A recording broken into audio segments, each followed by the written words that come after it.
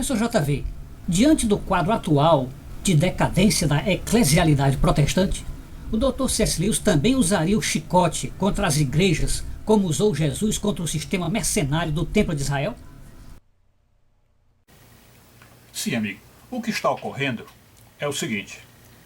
Existem alguns grandes estudiosos de Dr. C.S. Lewis que às vezes alegam que o nosso procedimento não está sendo igual ao de C.S. Lewis, porque C.S. Lewis não condenou, não criticou, não bateu de frente com as demais denominações cristãs, devido ao tato e à diplomacia, a delicadeza de C.S. Lewis e, podemos dizer até, a misericórdia para com as outras denominações protestantes.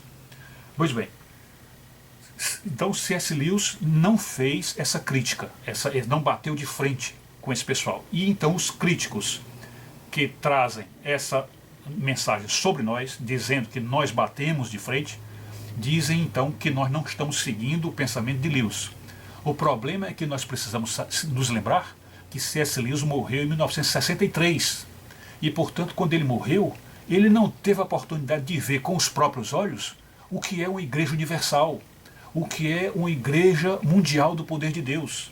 Enfim, o que é essa teologia da prosperidade e como é que está trabalhando, como é que está funcionando esse sistema da teologia da prosperidade. Ele não viu isso. Então, nós estamos convencidos de que se C.S. Lewis tivesse visto aonde o protestantismo foi dar, ou seja, até que ponto descambou o protestantismo, ao ponto de chegar a uma teologia da prosperidade, que nada mais é do que encher a igreja, fazendo da igreja um covil de salteadores, aquele mesmo covil do templo em Israel que mereceu de Jesus aquelas chicotadas. Então é nisso que eles transformaram a igreja. Então, se C.S. Lewis tivesse visto isso, provavelmente Lewis também sairia com o chicote nas costas desse pessoal. Então, no que nós ficamos mais satisfeitos foi perceber que já existem pregadores que estão usando o chicote e estão abrindo a boca abertamente para dizer, abrindo em críticas contra esse protestantismo que está aí, esse novo essa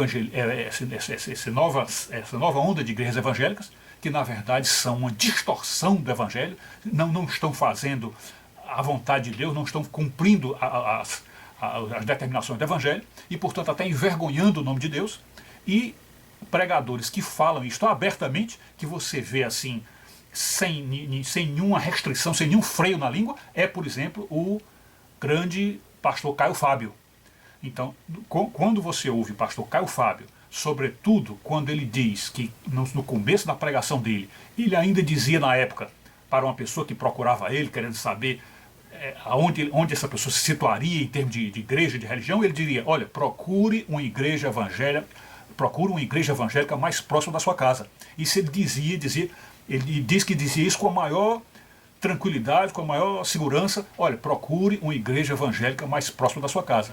E ele diz que hoje em dia não diz mais isso em hipótese alguma, isto é, não consegue ver nesse universo de igrejas evangélicas de hoje, sobretudo essas igrejas evangélicas do neopentecostalismo, da teologia da prosperidade, do que está ocorrendo sobretudo na América Latina, ele diz que não sabe mais o que aconselhar para as pessoas. Ou seja, a pessoa pergunta, aonde eu vou, Caio? Aonde eu fico, Caio? E ele não sabe dizer. Ou se diz alguma coisa, é temeroso. Olha, tente ficar aí na igreja, tente descobrir se você consegue ver honestidade na doutrina, honestidade no pastor. Então, tornou-se complicado.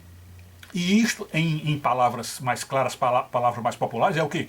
É Caio batendo de frente com a igreja, mostrando que ele está indignado, que ele está decepcionado com as igrejas e que nós, como diz lá o apóstolo São Paulo, nós temos, quando descobrirmos as obras das trevas, nós temos que denunciar, nós temos que reprovar, e é isso que Caio tem feito, e acho que isto é uma posição que C.S. Lewis tomaria se estivesse vivo hoje. É isso.